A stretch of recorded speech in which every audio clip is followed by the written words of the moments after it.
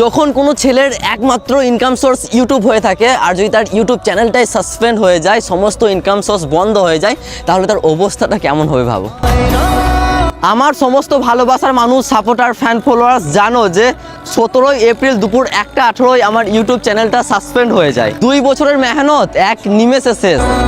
Social মিডিয়াতে অনেকে অনেক নোংরামো করে গালাগালি দিয়ে ভিডিও বানায়। অনেক মেয়ে আছে যারা জামা প্যান্ট খুলে ভিডিও বানায়, শর্ট ড্রেস পরে ভিডিও বানায়। তাদের আইডিতে, তাদের চ্যানেলে ভাই কিছুই হবে না। আর তুমি যত ভদ্রভাবে থাকবে, যত ভালো ভিডিও বানাবে, যত ভালোভাবে কাজ করার চেষ্টা করবে, তত তোমারই ক্ষতি হবে। মানতে কষ্ট হলেও এটাই হচ্ছে কঠিন একটা বাস্তব কথা। আর আমার যখন মন খারাপ থাকে তখন আমি এই হাদিসটা বারবার পড়ি।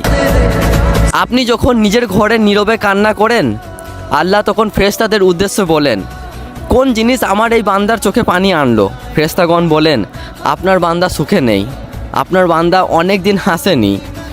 এই বলে ফেরেশতাগণও কান্না করতে থাকেন এবং আল্লাহকে বলেন, হে আমার রব, আপনি জানেন আপনার এই বান্দার হৃদয়ে কি রয়েছে, অতএব আপনি তার জন্য সব কিছু সহজ করে দিন। আল্লাহ বলেন, আমার এই বান্দা এমন কিছু তার জীবনে হারিয়ে ফেলেছে যা সে অধিক ভালোবেসেছিল।